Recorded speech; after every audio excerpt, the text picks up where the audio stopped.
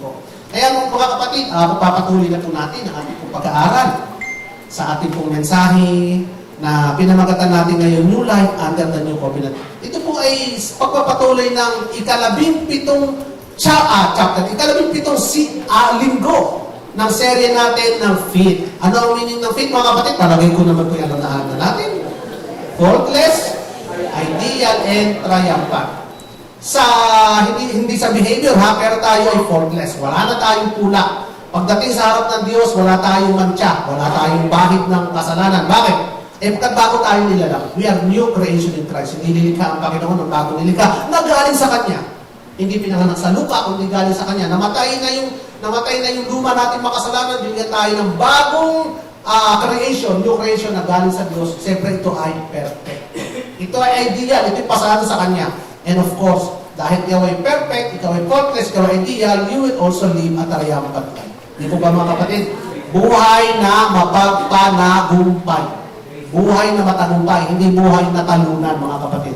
At kung ang inyong basihan ng panalo at talo ay kung magkano inyong tinaya, ay dapat ay pagbalik, i-doble, i-triple, hindi yun. Ang talunan ay yung hindi nakapasa sa grade ni Lord.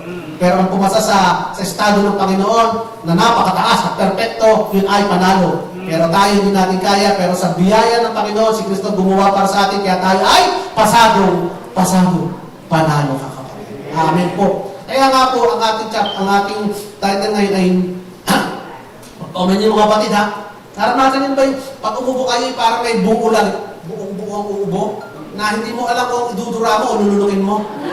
Pag nasa publiko ka, hindi mo maidura, nakakahiya. Pero pagka nasa inyo ka ng bahay, idudura mo. Pero pagka pag nasa jeep ka, pag upo mo, gagawin mo, lulunukin mo na lang. Rutina naman kasi yun eh. So ngayon, ganun na mangyayari sa atin. Pag umubo ako bigla dito, hindi ko pwede idura. Ano ba ito pwedeng duraan? Lulunukin ko na lang. So, huwag na lang iintindihin yan, mga kapatid.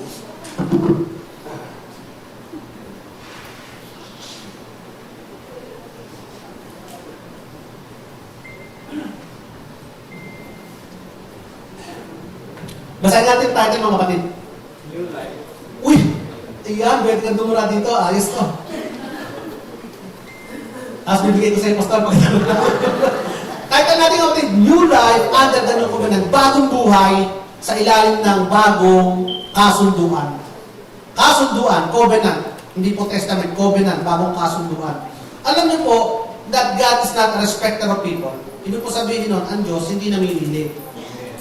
Sabi na Mrs. Kundo, kung napaya ka paborito ni Lord. Yes, kaya ka paborito ni Lord kasi pinili ka mula sa pagkakamatayan, nakipag-isa ka kay Kristo, kaya paborito ka na. Ganun din po tayo. Tayo lahat ay paborito na ni Lord kasi nakipag-isa tayo kay Kristo. Pero ibig po natin sabihin, God is not a respecter of people. Kung ano kasi ang kasunduan sa iyo, yun ang ginagawa. Kaya nga po, kung anong covenant ka, kung anong kasunduan sa iyo, doon ka tatratuhin ni Lord. Kaya po, mapapasin niyo, kung maalala niyo yung ating history ng the parable of the worker in the vineyard, na si Lord ay pumili ng mga magtatrabaho sa kanyang bukid. Actually, ang master ng bukid, which identify as the Lord. Na yung sa umaga, nagsimula magtrabaho, kumain siyang magbabayaran 10 denaryo. At yung sa hapon, alas 5 na, uwian na, doon pa rin nagsimula magtrabaho, binayaran ng same amount. Magreklamo ngayon itong isa na nagtrabaho siya maghapon, binayaran siya ng 10 denaryo, pero yung last hour na, binayaran ng same amount, nagreklamo sila, bakit naman binayaran mo yun?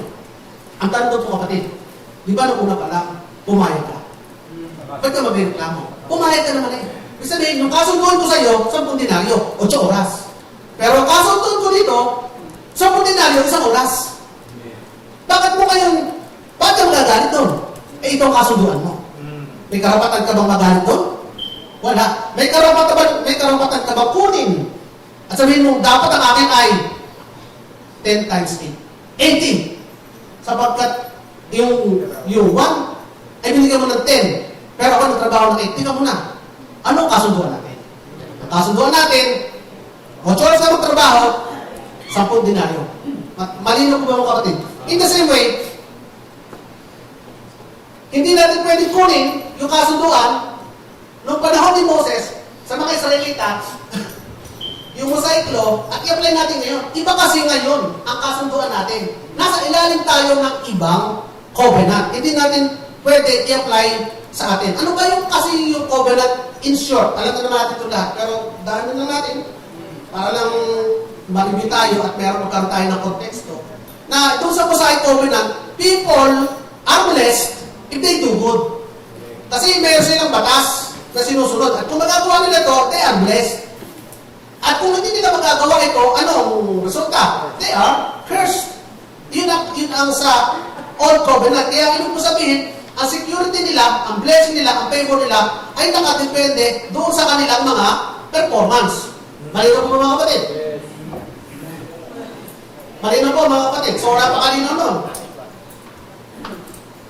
Kaya mga kapatid, ang buhay nila ay nakadepende doon sa covenant nila. Kita niyo ba yung buhay ng mga Israelita? Lahat sinusunod yung nakasulat sa kautusan, pati yung lifestyle, pati yung how to treat their neighbor, how to treat their son, their daughter, how to relate with one another, how to do a social event, even everything.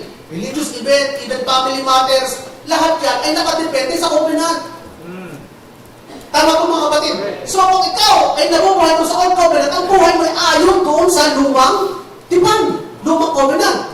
Pero tayo ngayon mga kapatid, tayo ngayon ay nasa bagong covenant. Nasa bagong kasunduan. Kaya ang buhay natin ngayon ay iba. Dapat doon sa buhay ng mga Israelita.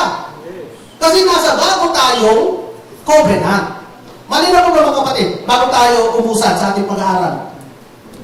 So, alam mo po, isang benepisyo, isang napakagandang bagay na meron tayo sa New Covenant ay kung gaano tayo kasigurado, gaano ka tayo kasecure sa ating Panginoon. Sa relationship natin, gaano kasigurado at gaano katatag ang relationship natin with our God.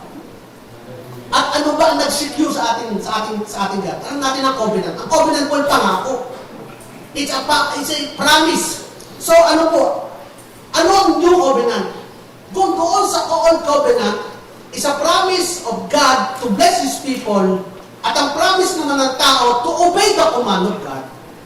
A promise between God and man. Dito po sa New Covenant, it is a promise between God and God. Tama po mga kapatid. It's a promise between God and God. So Old Covenant, the promise is between God and the people of Israel, God and man. In the New Covenant, the promise is between God and God. Anong promise na yun? That He will keep you safe forever. Amen po? Pag-aaralan po natin mga kapatid. Alam niyo po ba, na kapag ang tao ay nangangako siya para matapos na ang usapan, tiga, ayaw ko nangangako. Promise. Pexman, mamatay man. Ano yung sabihin ng Pexman, mamatay man? Para, ako uwian mo ng Jollibee. Sigurado ka, oo, Pexman, mamatay man. Ano yung sabihin ng Pexman, mamatay man? Yung sabihin nun, kung hindi ko magagawa ito, mamamatay ako. Yung sabihin, mahalaga sa akin ang buhay ko. Kaya hindi ko papayagan mamatay ako dahil dyan, gagawin ko yung pangako na yan. Meron ng magulang na nangangako hindi ko ginawa yun, ha? Mamatay pa naman ako. Nangako ang pinangako ko ito, buhay ng kanyang mga anak. Nakakatawa, pero tingnan niyo po, sasabihin naman ng anak, ba't di na lang kayo mamatay, kami pa ang dinamay ninyo. Ito kasi ang point niya doon Naintindihan ko siya, ang point niya, mahalaga mga anak niya. Mas mahalaga sa buhay niya, ang buhay ng mga anak niya. Kaya, hindi ko pababayaan yung pangako sa iyo na hindi ko tumatin. Bakit? Pagkat kapalit nito ang buhay ng mga anak ko. Which is so important. Mas mahalaga pa sa buhay ko. Kaya pinangako na, sige, hindi ko gagawin yan. Kaya gagawin ko yan. Mamatay pa ng mga anak ko.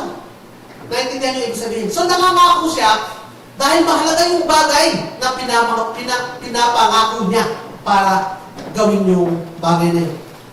Meron din naman may kata na, I swear by the stars and the moon in the sky, I swear. Diga? Ano yung sabihin nun? Nangangako siya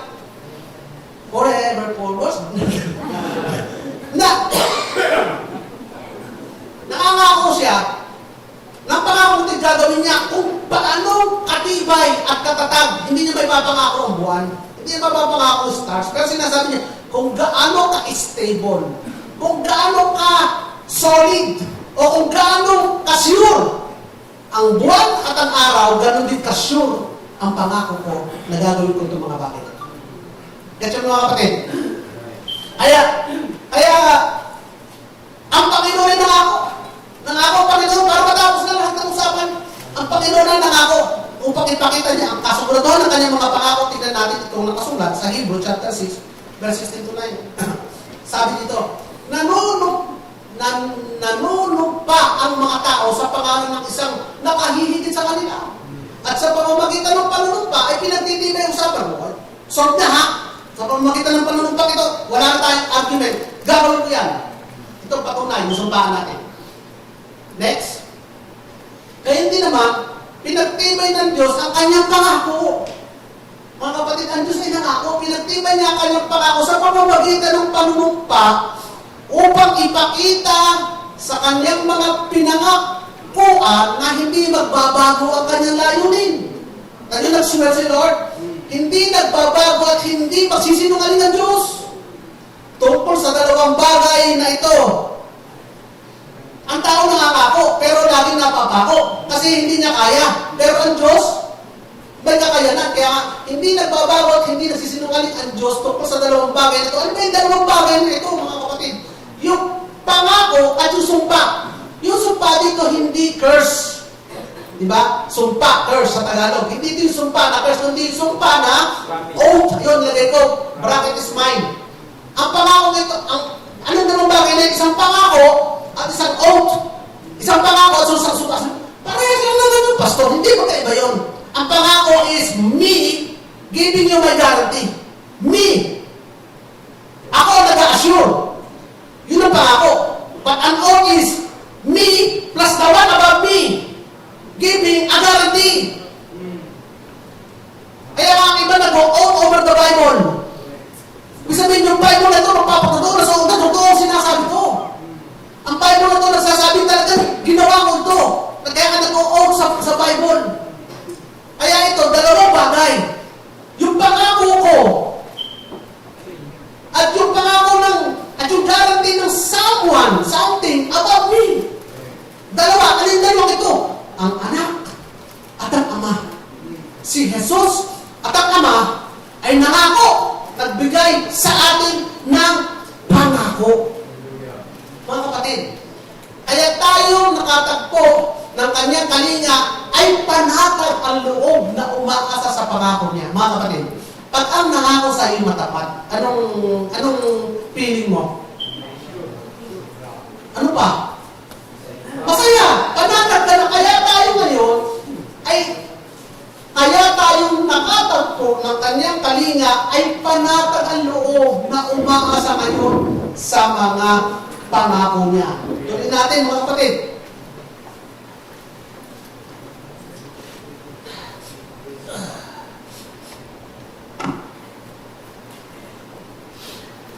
Ang pag-asang ito ang siyang matibay at matatag na angkla ng ating buhay, mga kapatid. Wala nang titibay pa sa pangako ito. At ito'y umaabot hanggang sa kabila ng tabi ng templo. Itong tabi ng templo, this signifies the Holy of Holies, mga kapatid. Ang pangako ito'y abot hanggang langit. Ang pangako ito'y abot sa luklukan ng Diyos. Ang pangako ito'y hindi tapos lang dito. Ang pangako ito'y abot hanggang sa pagdating natin sa kabalang bananas sa langit. Kaya mga kapatid, wala nang pangako mas titibay pa. Walang pangako mas solid pa sa bato. Bakit mga kapatid? Bakit walang titibay sa pangako ito? Tandaan natin mga kapatid. Because ang isang pangako, on one side, nakita natin ang Diyos. Ano karakter ng Diyos? He is faithful. Patapat. He is consistent. Hindi nagbabago. Siya ay trustworthy. Yung kanyang sinabi ay pwede mong asahan. Lahat ng sinalita niya mangyayari. Ang isang, alam natin ang covenant, dalawang parte lagi. Sa isang side ay naandun ng Diyos na faithful, consistent, trustworthy. Plus, ano pa? Powerful and able. Kasi meron tao na Pagpalagay natin, faithful, consistent, and trustworthy, pero hindi naman able. Ano example? Nakangako akong babalikan kita. Ako'y pupunta sa gera, pero nakangako kasi ako'y uuwi sa bahay. Sundalo. Nangako, pero hindi nakauwi. Bakit? Hindi naman niya kaya gawin eh. Lumabas siya sa gera, napatay siya eh. Napatay. Napatay. Napatay siya. Paano siya makaka? Pero ang Diyos nangako. Ang Diyos na matapat ay nangako. Ang Diyos na nakakasama sa salita ay nangako. At may kapangyarihan tupadin ang kanyang mga pangako. Amen. Hindi ba solid yun? On one side. And on the other side, ang problema kasi dito minsan, pag hindi ko nagawa yung side ko, patayin na ako, pero on the other side is the same God that is also faithful, consistent, trustworthy, and also powerful and able.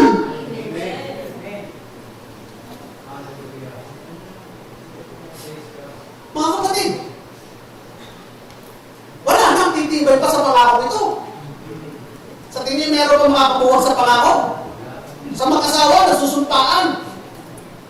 Sa lumang simbahan, nagsumpaan sila na sila kahit by sa hirap at ginhawa, hindi kita iiwanan. Ay wala pang hirap. O wala pang ginhawa, ay naghiwalay na. Kasi mahina eh. Pero ang Diyos nangako. Yung babae gusto niyo magpatuloy tayo sa ating pagsasama. Pero ang lalaki nangako. Ayaw ko na eh. Wala din. Pero ang Panginoon nangako sa bawat isa. Ang Panginoon na kaya tumupad. May kapangyarihan, faithful, consistent, and trustworthy. Pwede na natin asahan para ito. Kaya nga po, in contrast, balikan natin ang Exodus 24. Ano ang contrast kasi? Kasi mas maganda ma-present natin kung may contrast. Sabi kasi doon sa Exodus 24, then he took the book of covenant and read it to the people. Ito yung covenant na nangyari. They responded, we will do everything the Lord has said. We will obey. Ito ang pangako ng tao. Gagawin namin ang lahat ng sinabi ng Diyos na utos. At susundin namin. Ito ang pangako ng tao. Ang pangako ng Diyos, pagpapalain kita kapag nagawa mo at nasunod ang lahat ng inuutos mo. Gagawin namin ang lahat ng inuutos mo. Saan nasira? Mga kapatid, nagsira ba ang Diyos sa pangako niya? Hindi. Saan nasira? Sa tao, sa pangako ng tao. So kasi, they promised to do everything that the Lord has commanded. Kaya nga lang, yung mga pangako nila hindi nagtagal. Hindi pa kasi nakakalayo sa Egypt eh. Sumuway na sa pangako. At alam naman natin kasi sa Old Testament, yung storya ng mga Israelita, punong-puno ng mga pangako hindi nagagawa. Kasi nga, ang problema, hindi kaya ng tao yung side of the bargain. Hindi kaya ng tao yung pro niya. Hindi kaya ito pa din ng tao yung part niya. At ang tao ay destined to fall. Mga kapatid, gaano katibay ang talikala ipaghihila mo sa baka? Tibay ang talikala. Pero yung nakatali sa baka, na pagkakabitan ng talikala, ay sinulid. Ano nangyayari kapatid? Wala ka pong putol. The chain is only as strong as its weakest link. The covenant is only as strong as the strength of the weakest party. And man is weak, so the old covenant is weak. Pero sa new covenant, mga kapatid, it is a promise between God and God. So, pakikita natin, kaya si Lord ay nag-swear by Himself. He made an agreement with Himself, the truth-telling, powerful God on one side, and the truth-telling, powerful God on the other side. Ay Kaya siya mismo ang ating angkla. Siya yung angkla ng ating security. Kaya basahin natin ito mga kapatid. Next. Sabi dito, para matapos na, para secure na, para matapos na ang diskusyon para sa ating kaligtasan, God put an end to every argument and discussion, about your eternal security.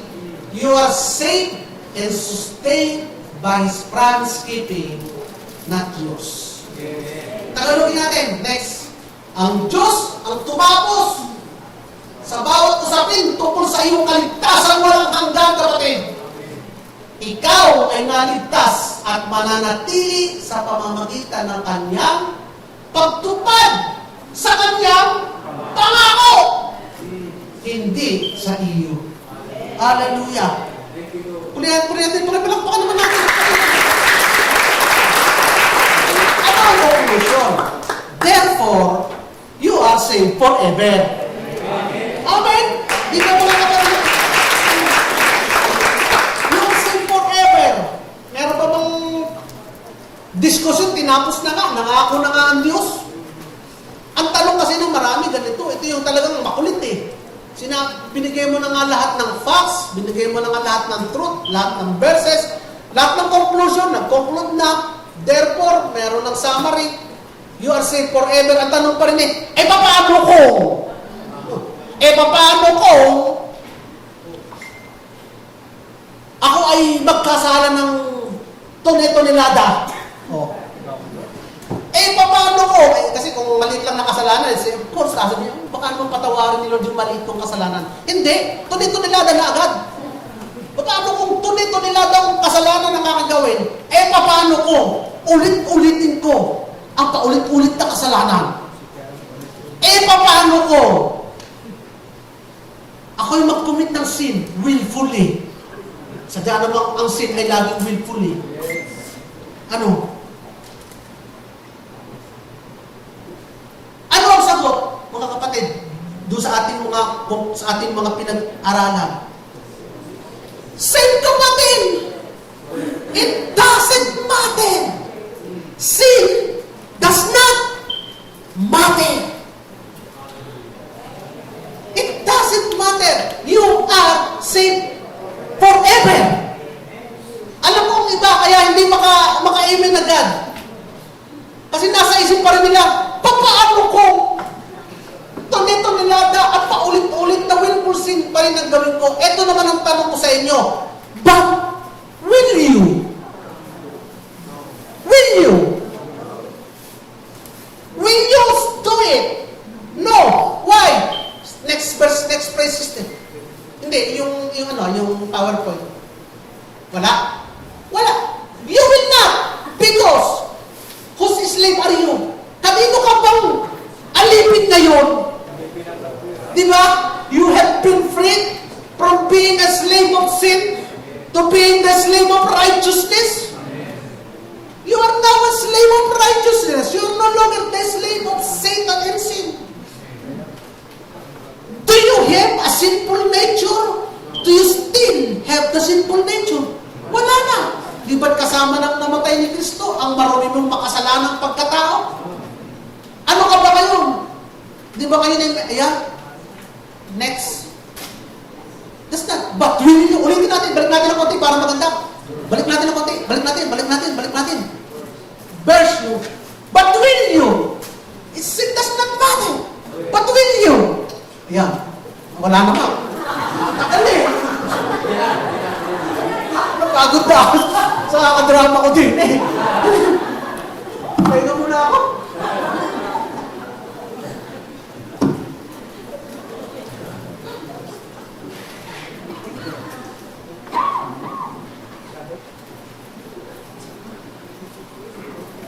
But will you? You will not. Why? Yeah. Because whose slave are you? You are slave of righteousness. Do you still have the sinful nature? No. You have a new creation. Sinless divine nature. Next, do you still have the... Sana. No.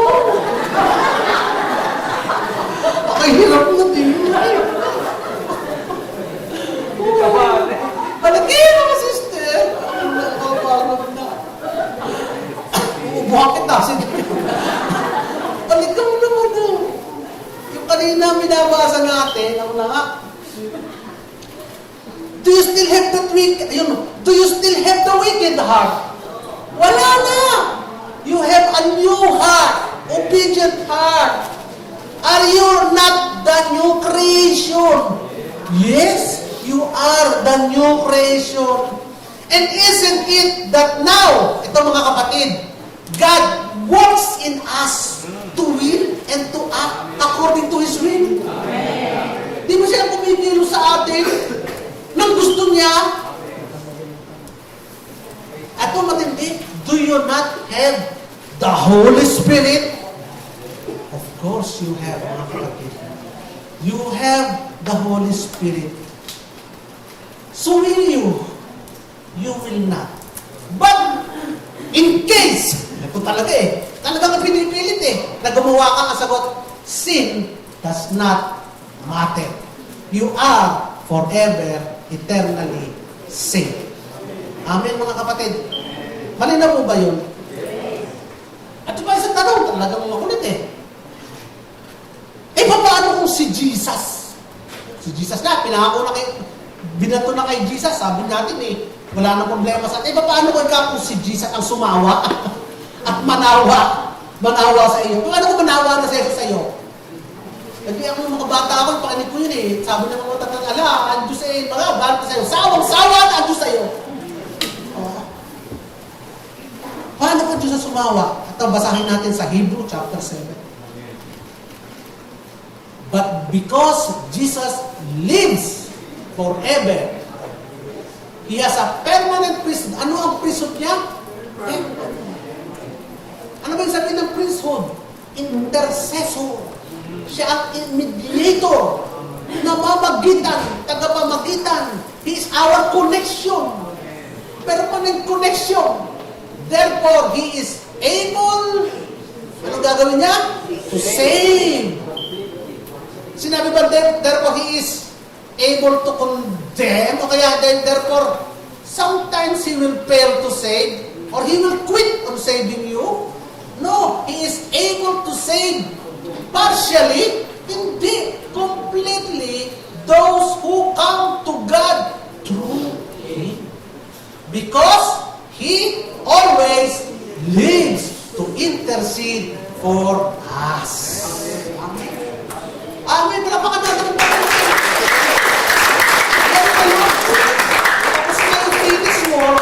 kaya ngayon, yan yung permanent na role na ni Jesus para sa atin.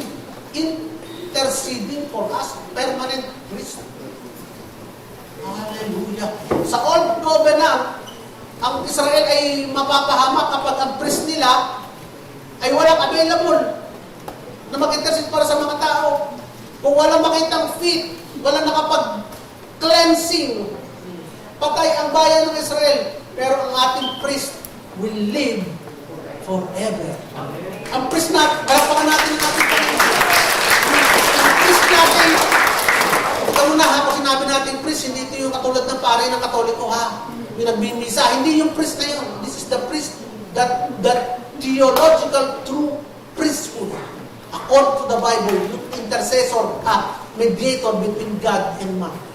He will continually, his permanent task is continually mediating for you and for me. Amen. Hallelujah. How long will you be saved? Gaano katagal? Forever. Forever. Kasi hindi naman mawawala si Jesus Forever. Because Jesus lives forever. Amen? Amen. Yan ang new covenant natin Dito pa lang, pwede na tayong, kung ako'y pagod na, pwede na akong tumigil pagod na Pero dagdagan na rin natin. Kasi sayang naman yung hinanda akong 18 pages May sakit ako, kaya 18 nagawa ko. Walang sakit So, sabi dito, you can now know for certain that you have eternal life. Sigurado, alam mo, because of this verse, ano ba yung verse na ito? Next. These things I have written to you who believe in the name of the Son of God. Tayo mga kapatid, that you may know that you have eternal life. Alam mo na ba kapatid na may buhay kang walang hanggan? Alam mo na ate? Yes. Baka pag nalabas dito hindi pa rin kayo sigurado. You know that you have now eternal life. You have now eternal life. That you may continue to believe in the name of the Son of God. By believing, you have been saved. Next verse. Jesus will never lose you. So si Lucio, wala Hindi ka mawawala kay Kristo. Jesus will never lose you. Sabi ng John chapter 6 verse 39, hindi ka mawawala sa grip ni Kristo. This is the will of the Father who sent me. Ito pala. The Father and the Son, nagkaisa sa will na ito. That all He has given me, I should lose nothing, but should raise it up at the last day. Binigay ka ba ng Diyos sa kanyang anak? Yes, pinili ka nga. Papayagan ba ng ama na mawala ang binigay niya sa anak? Hindi. Papayagan ba ng anak na mawala ang binigay sa kanya ng ama? Hindi. Hindi tayo mawawala sa kanila. No one can take you from God's hand. John chapter 10, verse 20 to 29. I give eternal life, and they shall never perish. Neither shall anyone snatch them out of my hand. Yung anyone na yun, pati anything. Neither shall anything, nor sin, nor the demon, nor heights, nor depth, nothing can separate us from the love of God. My Father who has given them to me is greater than all, and no one is able to snatch them out of my Father's hand. Kung ang naghahawak sa atin ay Diyos Ama at makapangyarihan ng Diyos Ama sa lahat sa buong universe, wala nang makaaagaw pa sa atin mula sa kamay ng makapangyarihan Diyos Ama ng universe. At kung nagdududa ka pa dito, tignan natin ito, napag-aralan natin ito, John 17 verse 20, yung prayer ni Jesus para sa atin. Si Jesus nag-pray para sa atin. Tandaan yun. Ang power ng prayer ni Jesus is so powerful. Dinidinig lagi ng Ama ang panalangin ng anak. At itong panalangin sa atin, my prayer is not only for them, I pray also for those who believe in me through the message of the gospel. Through the gospel. Father, I want those you have given me to be with me where I am. In-express na ni Lord ang will niya. Gusto ko kayong makakapili. Gusto ko makakapiling Ama itong mga taong ito. Gusto ko makakapili si Doris, si Sally, si Phoebe, si Lorna, si James. Gusto ko makakapili. Gusto ko makakapili yung mga yan. Ama. And I want them to be with me where I am. Nakasama din sila. And to see my glory, mamangha nila ang kadakilaan ng Diyos, ang gloria ng Diyos. Sapagkat sila ibinigay mo sa akin, and I love them before the creation. Amen? Ano pa? And God will never, yun yung mga pangako. Pinag-usapan natin dito ay mga pangako ng Diyos. And God will never abandon you for any reason. Pangako din ito, hindi ka iiwanan ng Diyos. Sa anumang dahilan, Hebrew chapter 13, verse 5, basahin natin ito mga kapatid. Let your conduct be without covetousness, be content with such thing as you have. For He Himself has said, I will never leave you nor forsake you.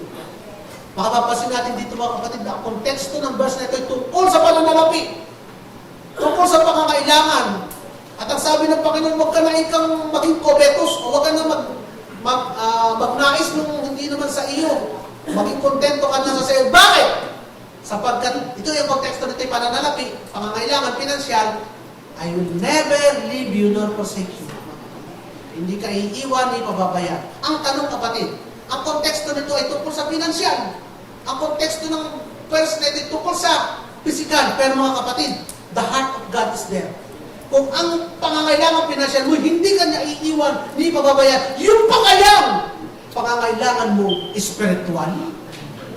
Dahil mga kapatid, it's just the same heart, the same idea, ina-apply mo lang sa isang broader sense, which is more important to God.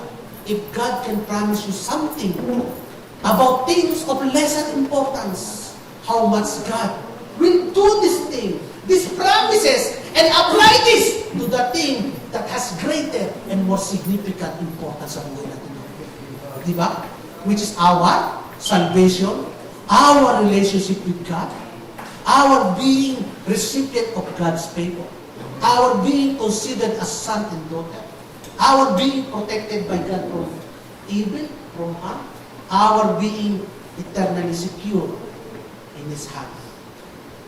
Tama mo ba mga kapatid? Tama mo ba mga kapatid? Hallelujah! Kaya nga, kita na natin lahat. Dapat dito tapos na yung yung preaching Pero mga kapatid, bakit natin itutuloy? Kasi meron tayong naririnig na nasasabi na maaaring hindi natin masagot. May mga sinasabi ang iba, hindi tayo. Kaya ang sabi ko dito, next verse, next PowerPoint. Kaya nabalikan natin. Itong mga pangakong ito yung totoo. Pagkat ang pangakong ito, because of God's promise to Himself to save you completely and forever. Itong mga pangakong ito, ito to. Pagkat ito yung pangako ng Diyos Next verse is, therefore, parang, ayan, hindi pa pala, mamaya pa pala yung tapos. Ayan, nahilo na ako. Mamaya pa pala, ito pa yung nasa kalagitnaan tayo. Ano ang significance ngayon ng mga pangakong ito? Ayan. Now, we can have a confident rest. Kaya nga, ang pangako ni Jesus sa 2 Corinthians chapter 1, verse 19. No matter how many promises God has made, they are already yes to us in Christ. So the amen is spoken by us. Lahat ng pangako ay binigay ng Panginoon at gagawin niya. Kaya, dahil sa mga pangako ito, magkakaroon ngayon tayo ng confident rest. Ano ba ang ibig sabihin ng confident rest? Isa-isahin na natin. Rest muna. Rest muna. Ang rest ay kapahingahan. Nung iniligtas tayo ng Panginoon, tayo inimbitahan niya sa rest, sa kapahingahan. Ng ano? Ng lahat ng ginawa ni Kristo. Kapahingahan doon sa finished work of Christ. Basahin natin yung verse sa Hebrew chapter 4, verse 19 para manuwa natin. There remains then a Sabbath rest for the people of God. Tayo na yung mga kapatid, hindi na ito mga Israelita. For anyone who enters God's rest, also rest from His work. Just as God did from His. Let us therefore make every effort to enter that rest. Ngayon, balikan natin. Why did God rest? Bakit nagpahinga ang Diyos? Kasi, napagod ba siya? Hindi. Kasi tapos na yung gawa niya. Kaya nagpahinga ang Diyos because God has finished His work. And why are we going to rest now? Because Christ finished His work. Amen. Amen? Amen. Kaya nagpahinga ang Diyos, tapos na yung gawa niya.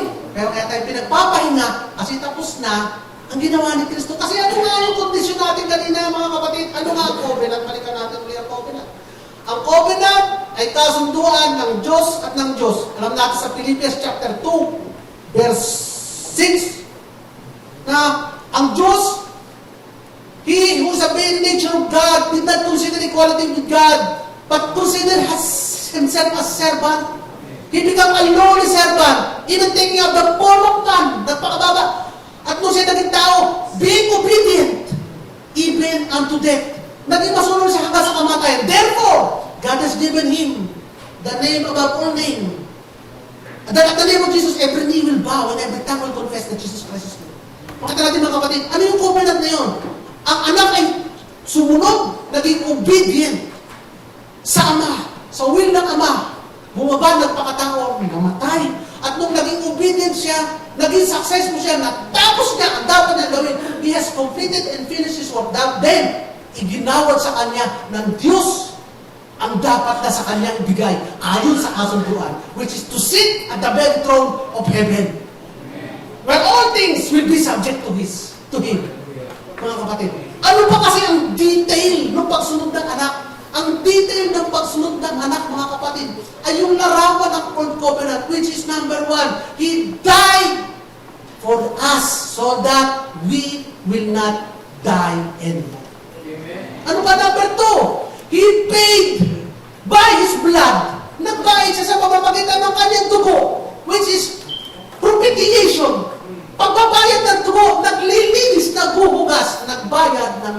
ating mga kasalanan. Propitiation.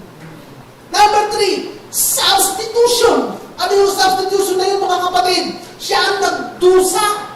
Siya ang nagsaper para hindi tayo ang magdusa at magsaper. Siya ang tumupad ng mga bagay na dapat tayo ang gumawa. Pero siya ang gumawa para sa atin. At siya ang tumanggap ng parusang dapat sanay sa atin. 2 Corinthians chapter 1, verse 5:21. Ano pa, mga kapatid? Kita natin yung larawan sa Old Covenant. Ang lahat ng kasalanan ng taong inilapat doon sa banal na tupa. Upang ang lahat ng kasalanan ng tao ay mapunta doon sa tupa. At ang lahat naman ng kainusentehan, kabanalan ng tupa ay mapunta sa tao.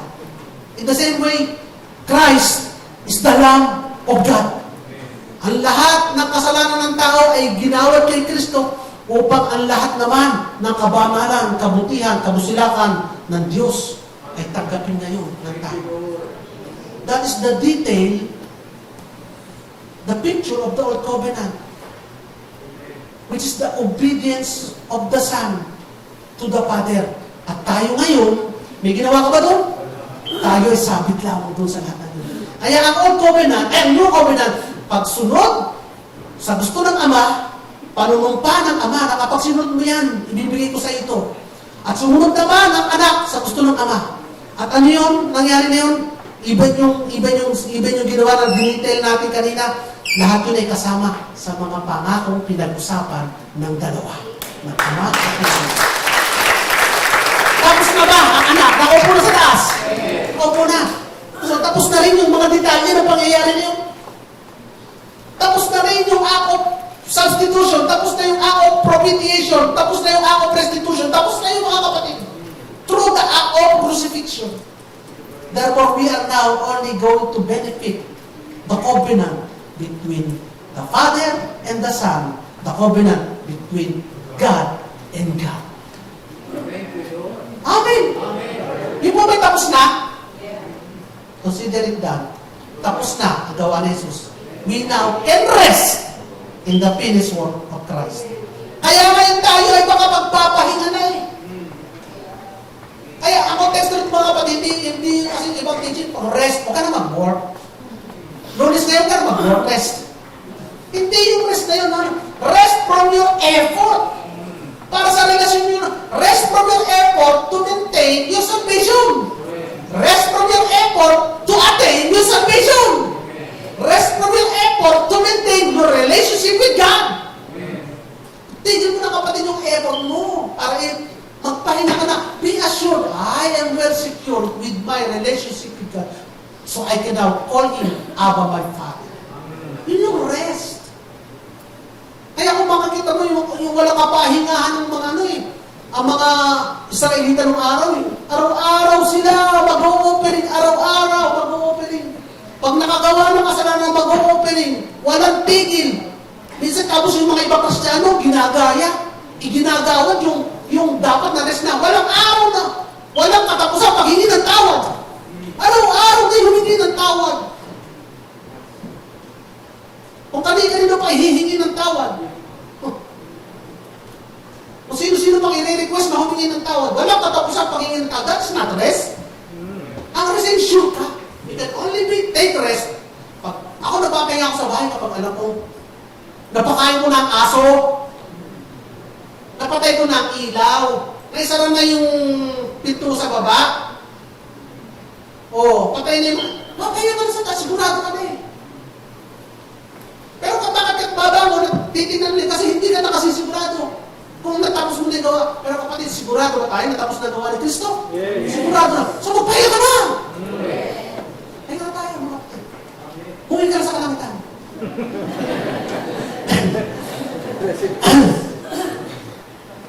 Kaya nga mga kapatid, ang sabi dito, paano ka ngayon makakala ko, pahinga, bakit? Make every effort, may effort.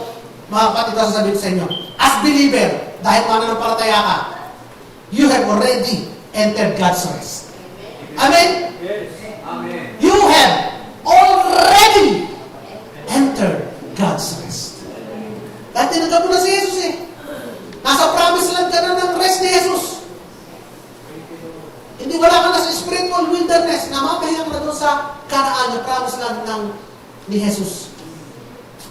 Kaya ngayon, mga kapatid, ano ang consequence ng rest? Rest from your work, rest from the effort to attain salvation and relationship with God. It's already done and finished. Kaya nga may mga Kristiyanong burnout. May Kristiyanong burnout, pero may Kristiyanong fresh. Ayun, mga fresh Christian. Thank you, Lord. Alam nyo, mga pagka narinig ko ang gospel ng biyaya na kasi para akong bagong born again ulit eh.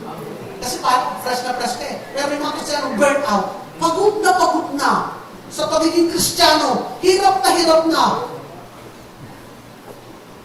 Tanong mo kayo mga kapatid, sino dito ang nakakapaglaro naman paminsan-minsan? Ako nakakapaglaro. Sino mas nag-i-enjoy na player sa basketball? Yung naghahabol ka ng score? O yung tambak na yung kalaban mo? At sure nang panalo mo, Pastor Rodel? Eh di ba yung tambak na yung kalaban? Ikaw player na, panalo ka na.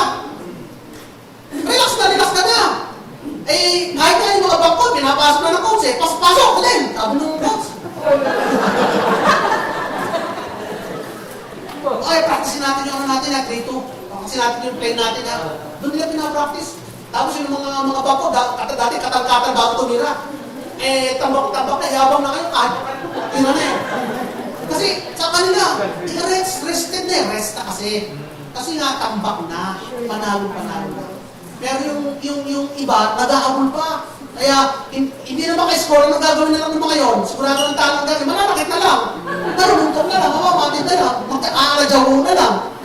Kasi, o kaya iba, pressure, nag-aaway na. Magkakalampi, nag-aaway na. Nagmumura na. Nag-ahabol sila. Anong point ko doon mga kapatid? Kaya may mga Kristiyano, pagod na pagod. Nandun sila sa losing team pa rin eh.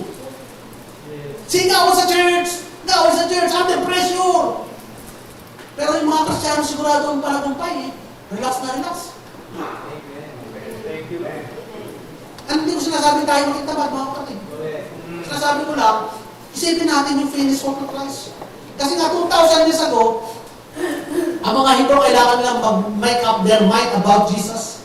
If they will decide, He was the Lamb of God, na nag-aalis ng mga kasalanan, na Son of God who has eternal life, pwede sila tumawag sa Diyos, tumawag kay Kristo, and they could be saved. At iiwanan nila yung kanilang low-based life, kung saan naandoon yung pagsisikap nila sa mga hirap na gawa, at ngayon tatanggapin nila ang yoke, ang yoke na biyaya ng Panginoon. So, great benefit of living under this is our new life. Under the new covenant is we get to rest in a relationship with God. That is not burdensome. Amin mga kapatid.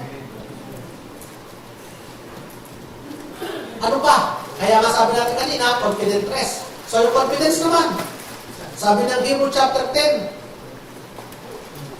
kaya nga, sa pamagitan lang ng minsan ang paghahandog, ginawa niyang ganap magpakailanman ang mga pinabanal niya. Verse 19.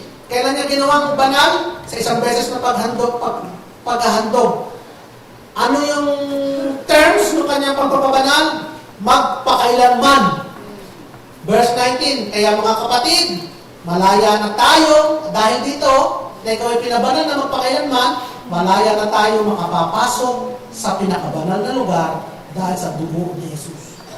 Sa pamamagitan ng paghahandog ng kanyang katawan, binuksan niya para sa atin ang bagong daan. This is the new way of our relationship with God. Patungo sa lugar na nasa kabilang tabi. Ano ang new way natin? Through Christ lang. At ang daang ito ang nagdadala sa atin sa buhay na walang hanggan. At dahil meron tayong dakilang punong pari na namamahala sa pamilya ng Diyos, lumapit tayo sa Kanya. Utos. Lumapit kayo sa Kanya na may tapat na puso at matatag na pananampalataya. Sabi ng ayata mo, ha? Pag lumapit ka, dapat malinis ang puso mo. Huwag kang lalapit na maraming puso. Ha? Iwanan mo natin yan. at may matatag na pananampalataya? Ito ang sagot. Dahil. Dahil! Ano ang makakalapit ng malinis sa puso? Dahil nilinis ng dugo ni Jesus ang mga puso natin! Kasi mga kapatid, di ba kasi ako muna yung maglilinis na ang puso. Oh, Panginoon, ako hindi dapat lumapit sa iyo. Kung isa sa salita mo lamang ako ay gagaling. Narinig nyo na yun? Tayo pilumuhon. Sabihin natin ito, Panginoon, ako hindi dapat lumapit sa iyo. Kung isa sa salita mo lamang ay gagaling. Iba po ang turo sa atin ng Biblia. Tayo makalalapit sa Panginoon na may malinis na puso dahil tayo ay nilinis na. Malinis na kapatid? Yes. Nilinis na tayo. Kaya ngayon, makalalapit ka na may malinis na puso. Nilinis na ng dugo ni Jesus mula sa maraming pag-iisip at hinugasan ang mga katawan natin ng malinis na tubig.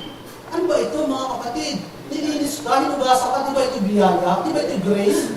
Hindi ko naglinis, hindi ko naghugas, dahil ikaw nilinis, ikaw hinugasan, dahil marumi ka. Hindi ka muna naglinis para linisin. Maligo ka muna, bago ka taliguan. Ganun ba, Diyos? Ang sabi ng Diyos, magpalinis ka sa akin, marumi ka, lilinisin kita. Tanggapin mo ang paglilinis mo. Magpakatatag tayo sa pag-asa natin at huwag tayo mag-alinlangan dahil tapat ang Diyos at nangako sa atin. Ito ngayon gawin natin, magpapakatatag ka na lang. Confident ka na lang. Kasi ang Diyos ay nangako. Sapagkat ang Diyos ay, binaling na naman sa covenant eh. Magpakatatag ka, be sure, stand firm on your faith. Pag lumapit ka sa Diyos, didibing ka ng Diyos. Pag lumapit ka sa Kanya, naandyan siya, anak ka kasi niya eh. Pagpakatatag ka niya sa katotohanan yan, huwag ka magpa-doubt-doubt. Bakit? Kasi nangako na ang Diyos. Amen mga kapatid? Chapter 9. Hebrews 10 ba? Malibang verse ko kapatid. Oo nga, mali nga. Hebrews 10 yan. Hebrews 10:19. Hebrews 10:19 to 23. Nagkahiwalay lang. Hebrews 19 to 23. Hebrews 10:19 to 23. So, ngayon, pag pinagsama natin yun, anong life ang may buhay tayo, mga kapatid? Rest and confidence. Confident rest. Ito ang buhay natin sa ilalim ng bagong kasunduan. Kaya nga, mag-i-enjoy ka na lang. Pangahawakan mo mga totohanan ito. It is for freedom that Christ has set us free. Kaya stand firm. Stand firm mga kapatid. And do not let yourselves be burdened again by the yoke of slavery. Huwag ka nang babalik doon. Palaya ka na. Huwag ka nang papagapos pa. Pinalaya ka na. Panindigan mo na yung kalayanin. Huwag ka nang pauuto pa. Huwag ka nang babalik pa. Hindi ako galit ha, mga kapatid ha.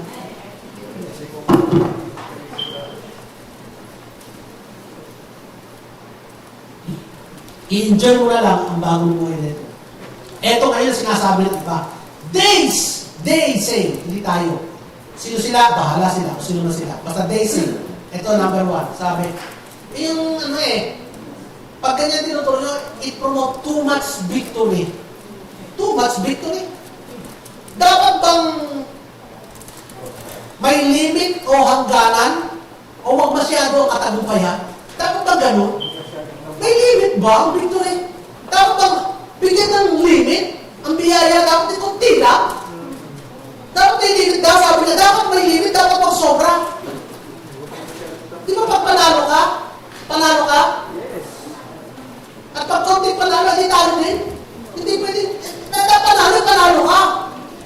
Walang sobrang panalo. Panalo o talo. Sabi nila, sobra yung kalayaan. Sobra yung kalayaan na pinipreso. Sobrang freedom na pinipreso ng mga kapatid. Mga kapatid, ang tunay na freedom is freedom. Hindi ito tunay na freedom. Freedom to sin. Hindi ito tunay na freedom. Ang tunay na freedom is freedom from sin. Yes. Ang tunay, hindi tunay na freedom para magkasala o magkasala. Ang tunay na freedom ay freedom sa kapangyarihan ng kasalanan. Ano yun? Penalty of sin and the power of sin. Malaya ka na doon. Yun yung tunay na freedom. Kaya yung being free from the power of sin ay lalo na bibigay sa inyo ng kapangyarihan para hindi magkasala. Diba mga kapatid? The more you are free from the power of sin, the more you have power to say no to sin. Eh, yung katotohanan na tinuturo natin dito, eh, anong verse natin yan? Romans 6:14. For sin shall not be master over you. For you are not under the law, but under grace. Kita niyo mga kapatid? Grace gives us freedom and power over sin. You are no longer under the law, but you are under grace. Sabi dito, ano mga kapatid? And sin has no master over you. So when lilimitan mo ba ang kapangyarihan mo tanggihan ang kasalanan? Hindi. There is no limit. Lilimitahan mo ba o tatakalan ang biyaya ng Diyos? Kaya ang grace gives you the power over sin. Hindi yung power to sin. Hindi yung the other way around. Gives you freedom to sin. Grace gives you power over sin. Freedom from the power of sin. Dapat ba may limit yun? Dapat ba may tama yun? Hindi. Kasi nga kapatid, kapag paglaki ng kasalanan, paglaki din ng biyaya. Tama mga kapatid? Kaya pag sinabi mong too much grace, eh parang mo sinasabing too much victory over sin. Kaya nga, because if there is too much victory, therefore there is slight victory. Kasi meron kasi too much victory, and therefore there is slight victory. At ang slight victory is not victory. Sabi sa'yo, tagumpay ako sa area na to. Pero hindi ako tagumpay sa area na to. Tagumpay ka ba? Hindi, talunan ka pa rin doon. Pero ang tunay na tagumpay, tagumpay! Tagumpay sa lahat. Hindi mo pwedeng limitahan na yun. Hindi mo pwedeng takalan na yun. Hindi mo pwedeng sabihin sobra ang biyaya. Hindi mo pwedeng sabihin sobra ang biyaya. Sapagkat walang sobra sa biyaya, hindi mo pwedeng takalan ang biyaya. Pero pwede mo sabihin, there's too much law. Pwede mo sabihin, there's too much law. Pagdating sa kautusan, ay dapat may limit. Tayo nga sinasabi, huwag na tayo magpailalim sa kautusan. Ayan talaga may limit. Pero pagdating sa biyaya, no way. Hindi mo pwede sabihin, there's too much freedom from sin. Kaya nga, yung po mga kapatid, na verse na sinabi sa atin, my grace is sufficient for you. Dati yun, ganito ang pananaw ko. My grace is sufficient for you. Parang, kailangan ko ng ganito, parang, kailangan ko ng, lagyan na lang natin ng units. Kailangan ko ng 10 units. Pero sabi nila, my grace is sufficient for you. Bigyan ka ng 1 unit. Pagkasyahin mo na yan. Yun ang konteksto ko ng grace dati. Diba? Ang kailangan namin ng magandang bahay para sabi ng Lord, my grace is sufficient for you. So, kung kayo titira sa maliit na bahay, pagkasyahin mo na lang, pagtiisan mo na, kasi my grace is sufficient for you. Hindi po yung tuloy na meaning ng grace. Ang meaning po ng grace is ganito, may pangangailangan ka, hindi makukulang ang biyaya sa pangangailangan mo. My grace is more than enough for your need. Yun po tuloy na meaning ng sufficiency. Ang sufficiency, higit doon sa pangangailangan mo. Kung ang kailangan mo 10, bibigyan ka ng Panginoon ng higit sa 10. Parapahan natin sa Panginoon. Naintindihan ba natin yung my grace is sufficient for you? Kasi dati, ang dating nito, wala eh. Pababaw lang eh. Bumaksak sa exam, my grace is sufficient for you. Ganun ba yung meaning mo? No. Ang lahat ng pangangailangan mo, kaya provide ang grace. Kaya, ang lahat mo nagawang kasalanan, 100 points na kasalanan, my grace is sufficient for you dahil sa biyaya ng Panginoon. Kaya bayaran ng Panginoon yung 100 kasalanan mo. Higit pa din ang pagpapatawad ng Diyos. Amen. Yun ang ibig sabihin ng my grace is sufficient for you. May kakulangan ka, hindi mo nagagawa. Yung obligasyon mo sa Diyos, minsan napepel ka, nakukulang ka, hindi mo nagagawa. My grace is sufficient for you. Kaya takpan ang biyaya ng Panginoon pagkukulang mo.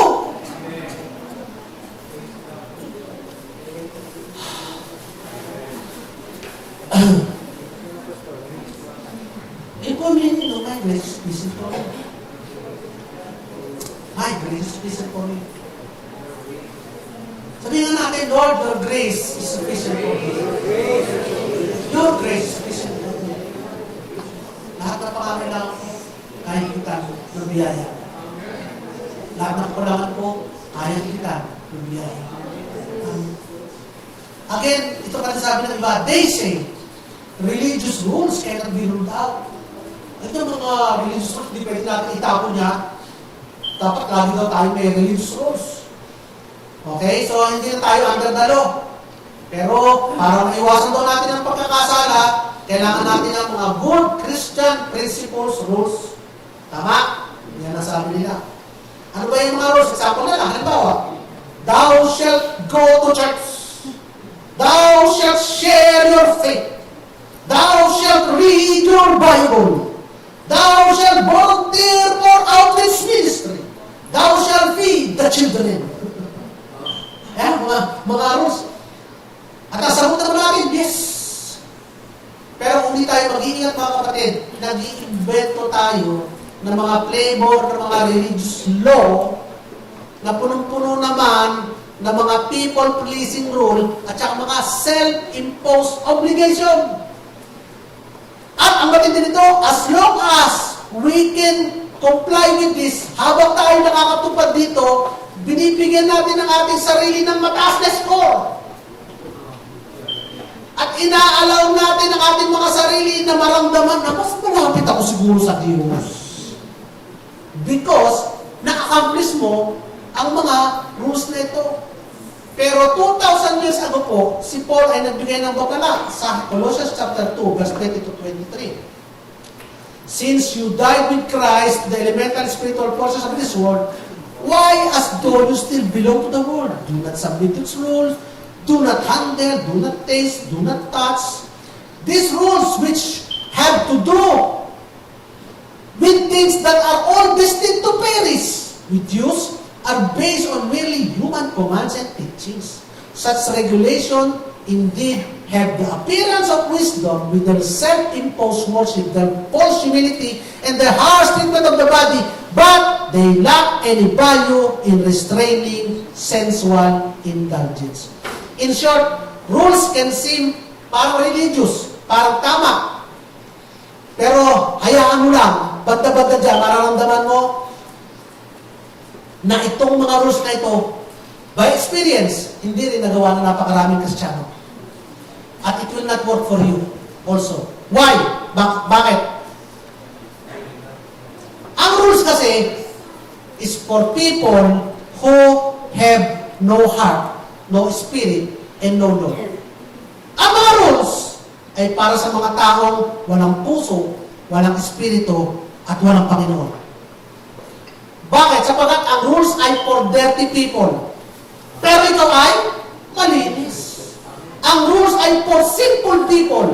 Pero ikaw ay saint. Ang rules ay for sin addicts. Pero ikaw ay addict of righteousness. Anong verse natin yan? Musa nga natin ito sis 1 Timothy chapter 1 verse 8. We realize that the law is not enacted for the righteous. Oo ha?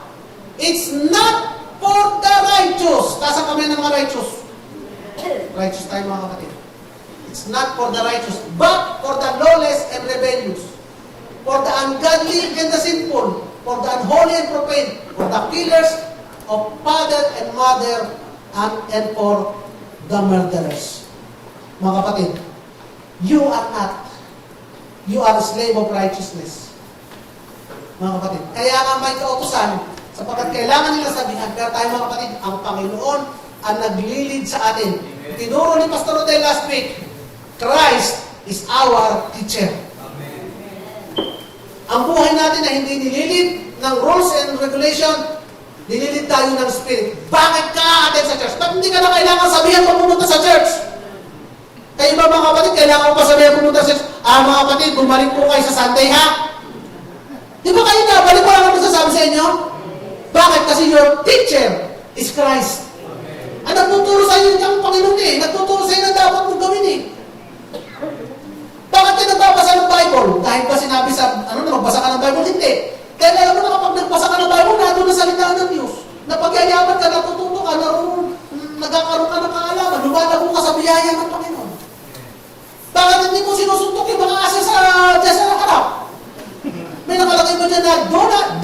cannot punch the usher. Wala naman na, pero ba't di mo sinusuntok? Kasi alam mo, hindi na tama eh. Kasi sino ba naglilid sa'yo ngayon? Yung rules ba? Hindi. Ang Espiritu ng Diyos. Ganun na kasimple mga kapatid. Kaya tayo walang rules because we are now led by the Spirit. We are now living by the Spirit. Amen mga kapatid. Ano dapat mag-rule daw sa atin? The peace of God. Let the peace of God rule our heart. Yun ang dapat mag-rule sa atin.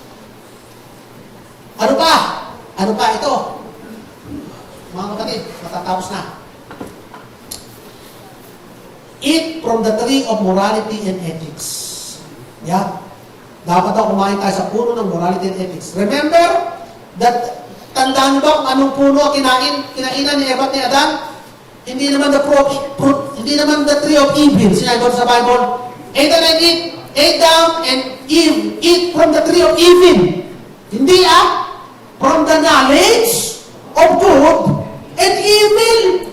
Eh kung kayo hindi nakapagbasa ng Biblia, at lumago kayo sa walang pagkakaunawa sa Biblia, at sinabi sa inyo, kumain ka sa puno ng kaalaman ng mabuti at masama. Ano gagawin nyo? Kakain kayo! Kasi hindi naman masama yung kaalaman ng mabuti at masama.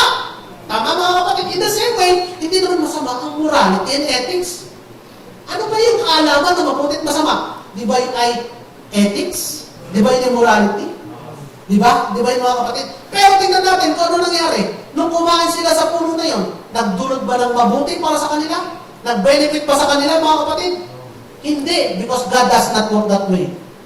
Hindi ganun ang paraan ng Panginoon eh. So, kung ikaw ay living by the law, it's like eating doon sa punong ituloy na yun. Morality and ethics, knowing good and evil. Eating from the tree of knowing good and evil is like living under morality and ethics.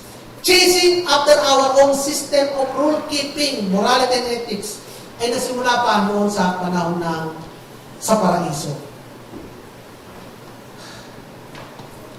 Ay, pakita niyo mga kapatid. Sabi ng Genesis chapter 3 verse 5, for God knows that in the day you eat from it, your eyes will be open.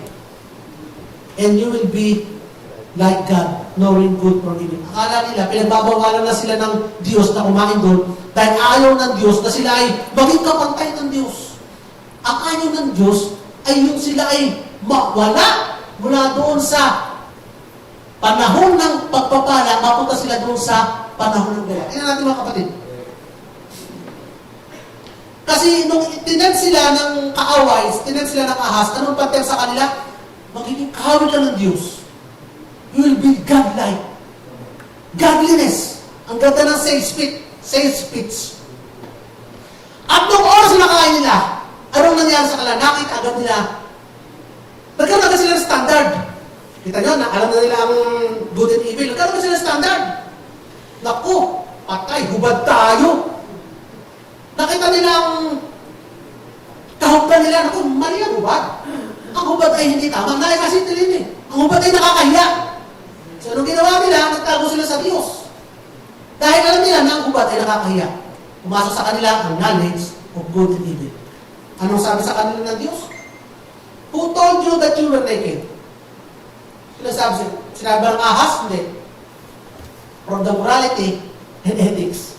From the knowledge of good and evil. Pero from the very beginning, hubad na sila. Pero hindi nila nakikita na hubad sila. And they can approach God, hindi sila nahiya sa Diyos. Kasi nga, ang purpose of the law is to show you how you have fallen. Is to show you how sinful you are. Mga kapatid,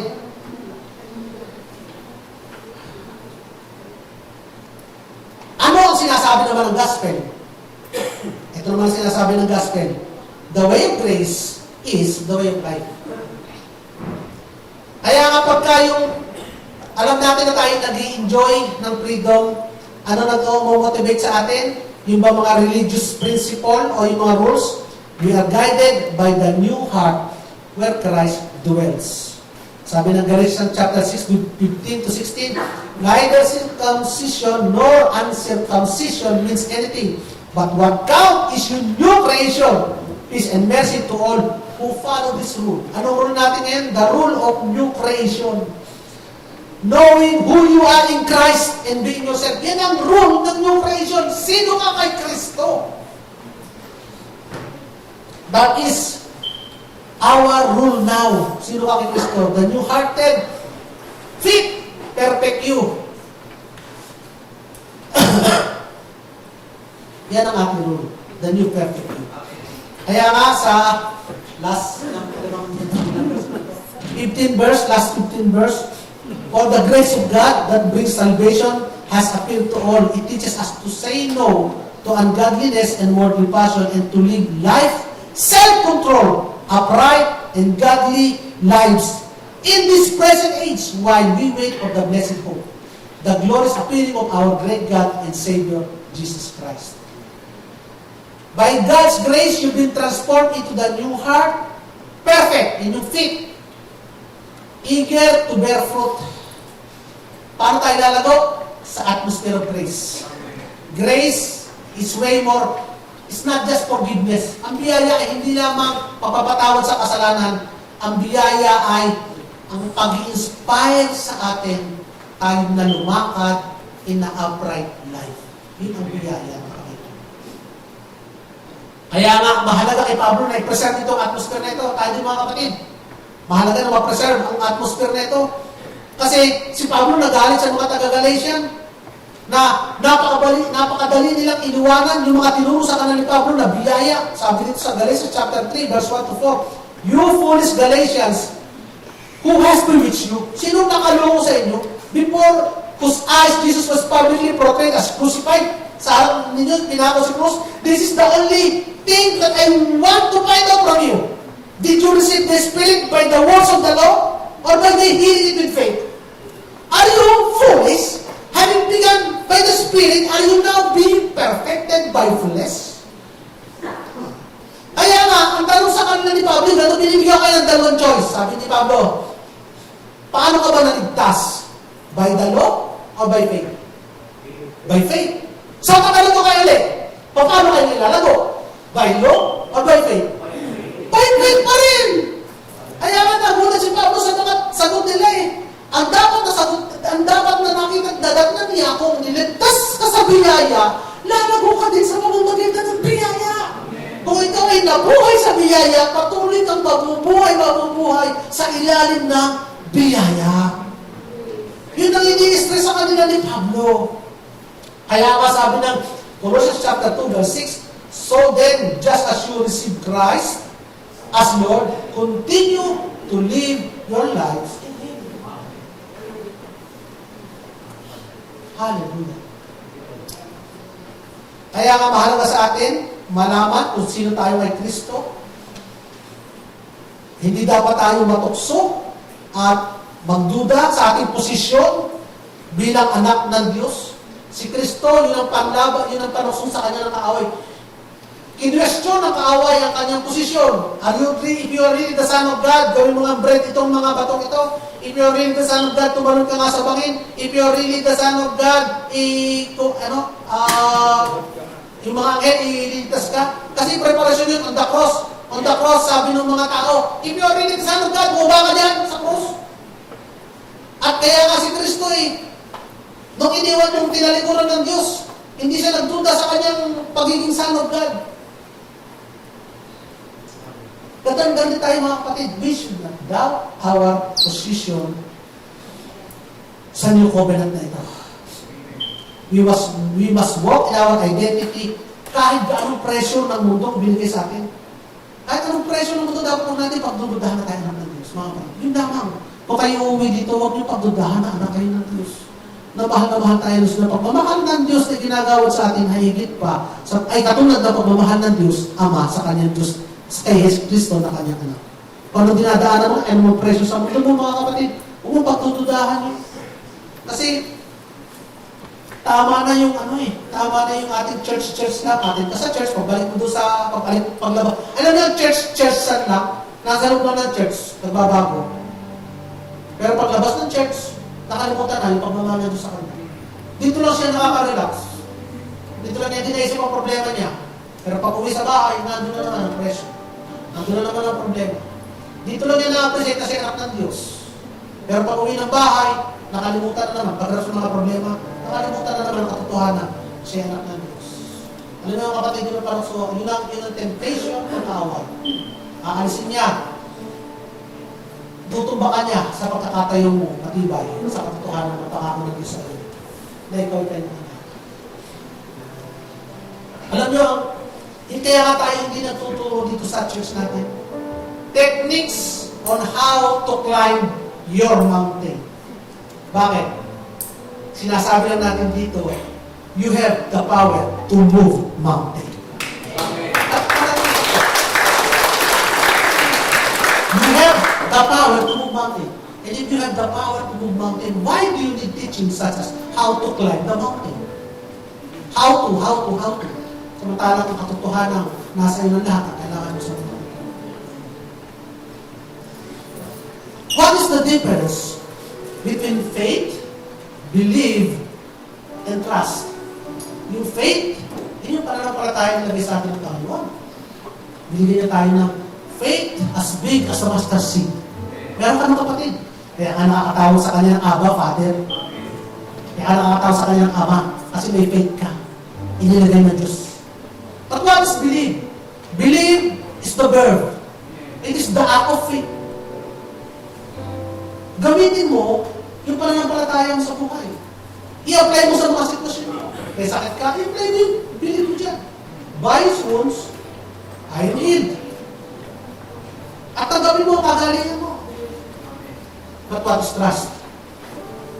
After so many years, ilagay ni Lord ng faith sa'yo, ginamit mo ang faith through believe na gina-apply mo sa sitwasyon mo. Pero hindi mo nakikita ang resulta. Trust. Naniniwala ka pa rin na mahal ka ng Diyos at alam ng Diyos ang kanyang ginagawa. Nakikita ka niya, hindi ka niya pinababayaan. Sinusubay mo yung pag ikaw kapatid ay na-press, piligat, lalabas sa iyo dapat ay mga katotohanan natin. Amen mga kapatid. I-apply natin sa buhay natin ito mga kapatid. Don't waste time in earning God's favor or maintaining your salvation. Ano gagawin natin? Rather work for the kingdom because you're part of it. Alalahanin natin yung story of the prodigal son. Yung panganay na anak, siya ay nandun sa ama, hindi niya, yung anak na buso umalis. Pero yung anak na panganay doon, nagtrabaho siya ng trabaho para sa ama. Bakit? To earn God's faith, to earn the favor of the Father. Bakit? Paano ko nasabi gano'n? Kasi nung nagkakumprontahan sila, sabi ng anak, ako trabaho. Pero wala pa lang ito, kami, bigay akin, para kami, celebrate, friend ko. Naging check pa yung ano. Ano yun? Favor? Nakalimutan ng anak. Ikaw ay anak. Ang lahat ng yan ay iyo din. In the same way lang tayo minsan, trabaho tayo. Lord, pabor, trabaho. Nakakalimutan mo, ikaw ay anak. Ang pinagtatrabaho mo ay iyo din. Ikaw yung kasama sa karya ng Diyos. Nagtatrabaho ka ba para sa karya ng Diyos? Para sa hindi pinili, kasama sa kaharian ng Diyos kasi. Kasama ka sa kaharian ng Diyos eh. Kasama ka sa pamilya ng Diyos eh. Ano ngayon ang epekto sa atin mga kapatid? As an application mga kapatid. Di ba relax ka? Di ba comfortable ka? Pag alam mo, ang pagpapala, ang biyaya ng Diyos ay nakikita, you do not need to earn God's favor. God gave it. Want to give it to you. Ano may encouragement mo? Aba, kasama ako dito eh. Ako ito eh. Gagawin ko ito eh. Kaya masaya ako dito eh. Kaya ako kasi nakapag-preach mga kapatid. Noong una kasi, sabi ko, paano ako magpapastor? Bulok-bulok ko naman magsalita. Ang pangit-pangit ng boses ko. Ano mag-preach? Kasi, iniisip ko na performance sa preaching. Iniisip ko kasi na kailangan mo ito because it depends on you kung paano ang mga tao magdadala sa Panginoon. Dapat maganda ang performance mo. Dapat magaling kang mag-isip. Hindi. Pero now, I understand. Na ako pala yung instrumento lamang ng Diyos sa kanyang kaharian. Yung parang sinasabi ko sa ilalim ng Diyos.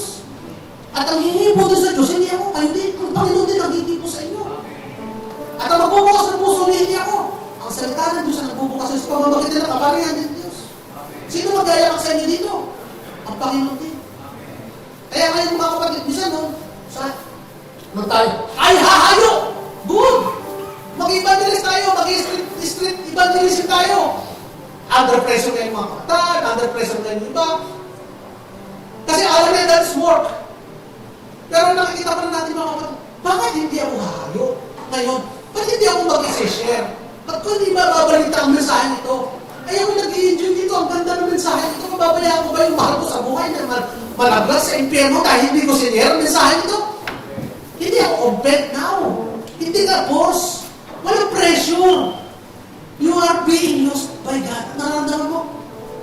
Walang discomfort. Comfortable na mag-share. Bakit? Sapagkat ang Panginoon naman ang kumikilos sa inyo. Napapagamit ka lang sa Panginoon. Hindi ko sinasabi ko kapatid na hindi na tayo mag-evangelize mga kapatid.